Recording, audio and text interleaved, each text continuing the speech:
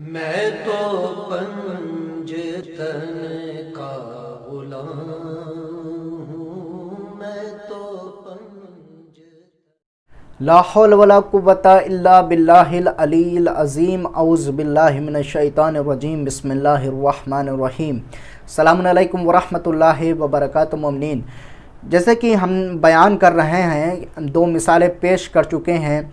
ایک وہب کی ماں نے جو کردار ادا کیا ہے، اور دوسرے زہیر بن قین کی بیوی، کہ اگر معاشرے میں خواتین باوفا ہو اور فداکار ہو تو اس کا شوہر، اس کا بیٹا جو ہوتا ہے وہ ترقی یافتہ ہوتا ہے.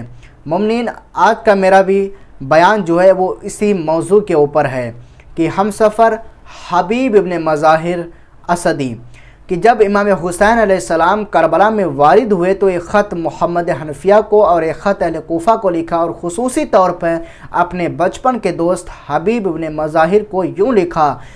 وہ خط کیا تھا؟ وہ خط ہم آپ تمام مومنین کی خدمت میں پیش کر رہے ہیں. بسم اللہ الرحمن الرحیم. حسین ابن علی کی طرف سے فقیہ انسان حبیب ابن مظاہر کے نام. ہم کربلا میں وارد ہو چکے ہیں، اور تو میری مدد اور تو میری رسول اللہ سے قرابت کو بھی خوب جانتا ہے. اگر ہماری مدد کرنا چاہتے ہو تو ہمارے پاس آئیں. حبیب عبید اللہ کے خوف سے قبیلے میں چھپے ہوئے تھے. جب خط آیا تو قبیلے والے بھی اس سے آگاہ ہوئے. سب ارد گرد جمع ہو گئے اور پوچھنے لگے کیا حسین کی مدد کے لیے جائیں گے؟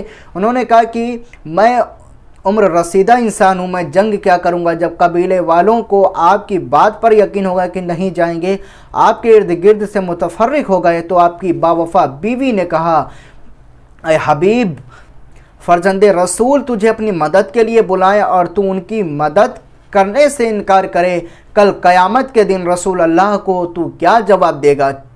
حبیب چونکہ اپنی بیوی سے بھی فقیہ کر رہے تھے، کہا اگر میں کربلا جاؤں تو عبید اللہ بن زیاد اور اس کے ساتھی میرے گھر کو خراب اور مال جائیداد کو غارت اور تجھے اسیر بنائیں گے.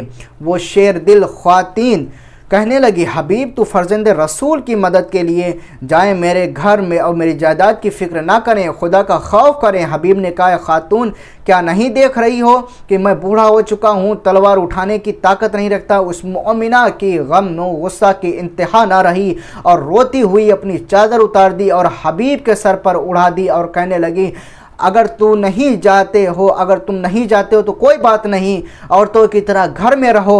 اور دل سوز انداز میں فریاد کی یا ابا عبداللہ، کاش میں مرد ہوتی اور تیرے رکاب میں جہاد کرتی. جب حبیب نے اپنی بیوی کا خلوص دیکھا اور یقین ہو گیا کہ یہ دل سے کہہ رہی ہے تو فرمایا اے ہم سفر، تو خاموش ہو جاؤ، میں تیری آنکھوں کے لیے ٹھنڈک بنوں گا اور تیرا ارمان نکالوں گا، اور میں حسین کی نصرت میں اپنی اس سفید داڑھی کو اپنے خون سے رنگین کروں گا. عزیزان محترم، جیسا کہ ہم نے بیان کیا کہ اگر معاشرے میں، سماج میں اگر زوجہ جو ہے باوفا ہے، با ایمان ہے، تو انسان کتنی بلندی پا لیتا ہے، اس بلندی کی کوئی انتہا نہیں رہتی.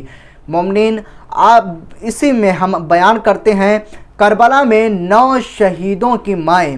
کربلا میں 9 شہید ایسے ہیں جن کی مائیں خیمہ گاہ میں ان پر بیان کر رہی تھیں. وہ کون کون سے تھیں؟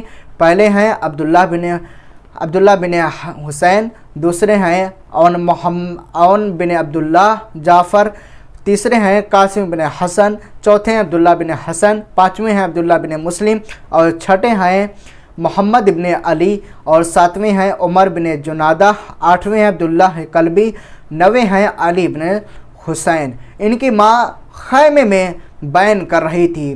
مومنین، ہم نے بیان کیا کہ اگر معاشرے میں، سماج میں اگر ماں سب سے پہلے اچھی تربیت کرے تو انسان اتنی بلندی پا لیتا ہے کہ اس کی بلندی کی کوئی انتہا نہیں رہتی. فقط والسلام ورحمۃ اللہ وبرکاتہ.